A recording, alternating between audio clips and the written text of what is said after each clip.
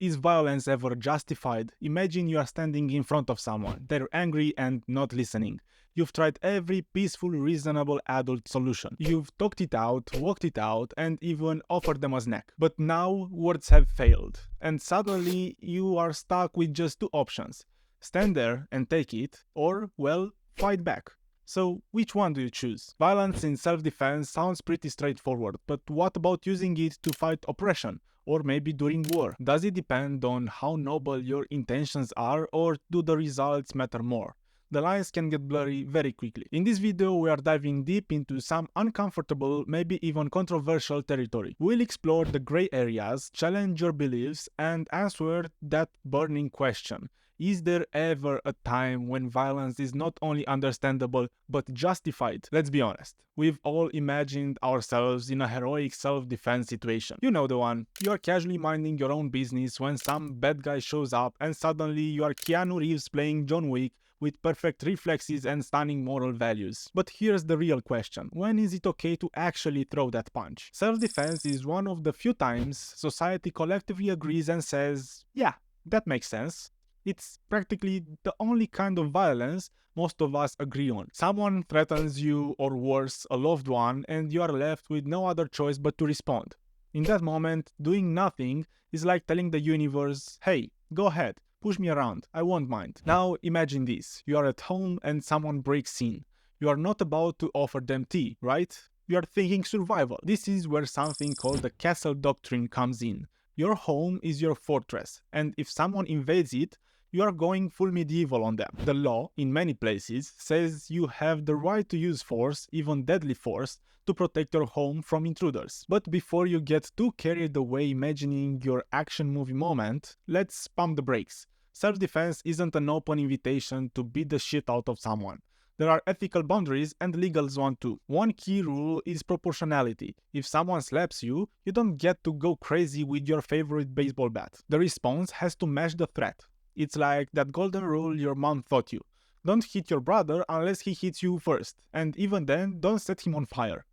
Or something like that. Of course, this all sounds pretty decent on paper. But when you're in the heat of the moment, figuring out how much force is just enough isn't so simple. Maybe you think you are defending yourself. But how do you know when you cross the line from protection to escalation? That's the gray zone of self-defense, where the moral high ground and human instinct crash head first. So, while we'd all like to think we'd handle a bad situation perfectly, the truth is that knowing where to draw the line between defense and overreaction is one of life's tougher dilemmas. And let's be honest, some of us are better off sticking to the non-violent option, like running. Now let's talk about violence in political and social change. Is violence justifiable for achieving the greater good? Take Nelson Mandela, for example.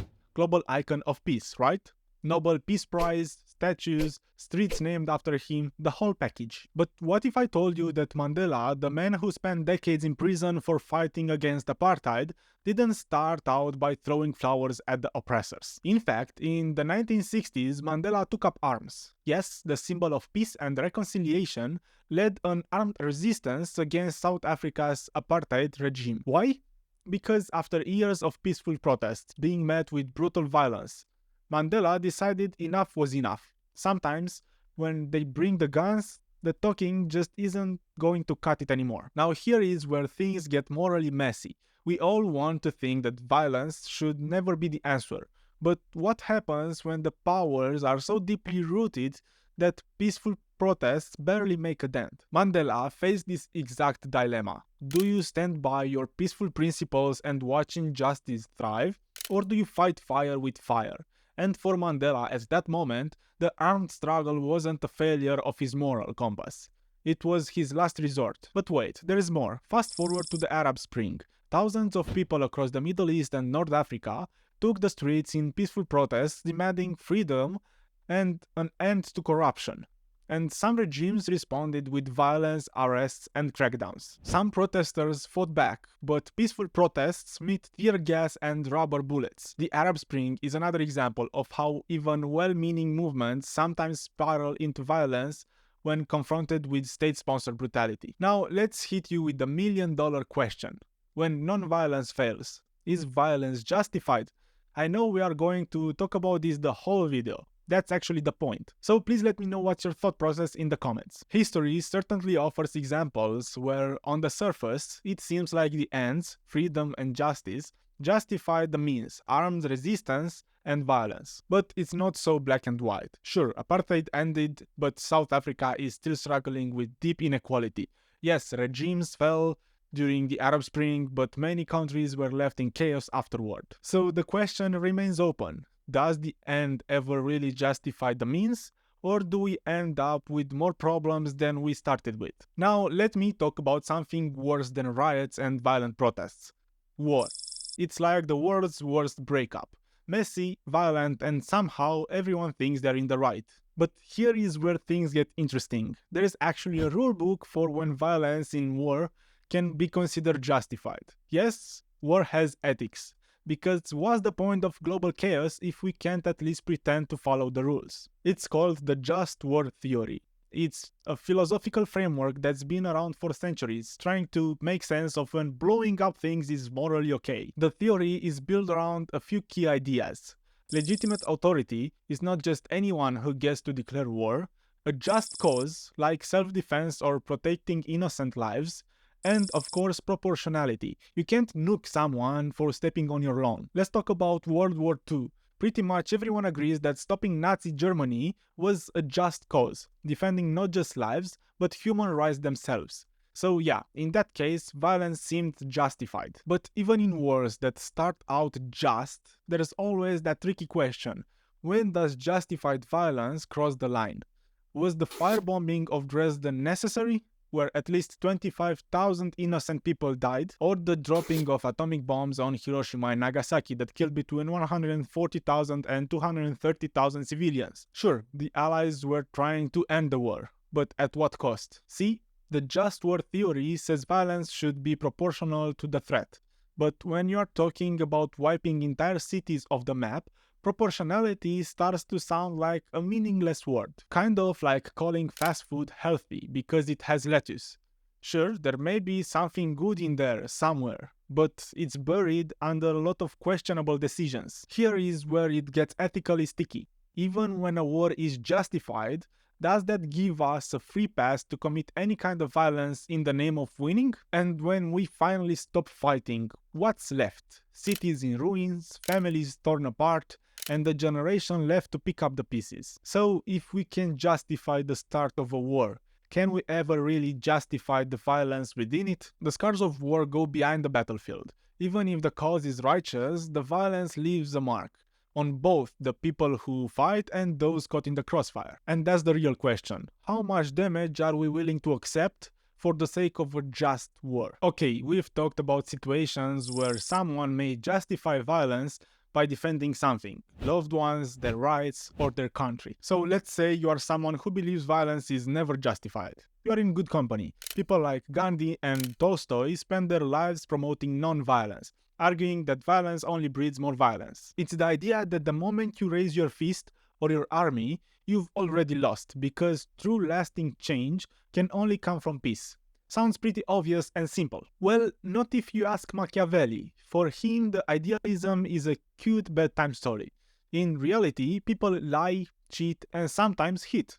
He believed violence isn't just a sad, inevitable part of life. It's a tool. According to Machiavelli, if you want to maintain power, sometimes you need to get your hands dirty. Not exactly a feel-good philosophy, but hey, look at how many people still read his book. Now, here is where the things get fun, and by fun, I mean uncomfortable. Those two perspectives, idealism and realism, aren't just theoretical.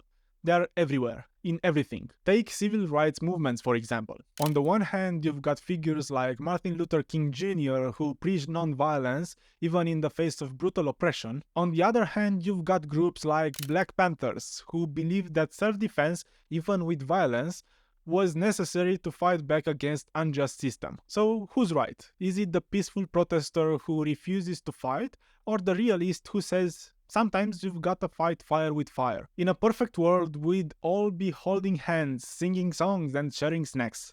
But reality is messier than that. And sometimes people get hurt. But here is the thing. Both views can exist simultaneously. You might strive for peace, but what do you do when the other side is armed and ready to strike? Gandhi and Machiavelli are like those two friends you invite to a dinner party who can never agree on anything. They will both tell you their perspective works, but you'll be stuck trying to figure out whose advice to take. Now it's your turn. Which side do you lean towards? Are you more of an idealist who believes non-violence is the only way forward, or are you a realist who thinks violence is sometimes unavoidable? And here is the thing. How much of your point of view is shaped by your own experiences? Alright, so after all that, where does that leave us? We've covered self-defense, where your survival instinct kicks in.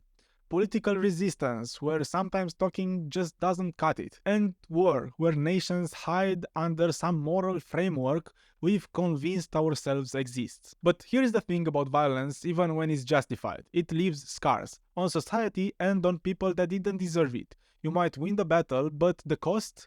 Well, that's a weight you carry long after the fight's over. So is violence ever justified, and are the consequences worth whatever victory we imagine we are fighting for? In my opinion, we live in a day and age when we can find workarounds even when it comes to violence as a self-defense method. If we work together and stop caring just about ourselves, we can find smarter ways to create leverage when it comes to aggressors or social change. Let me know what you think. Drop your thoughts in the comment section and let's talk, because this debate is far from over. And if you are striving for another insightful idea that may lead us to a better society, here is another video you might like. Thanks for watching.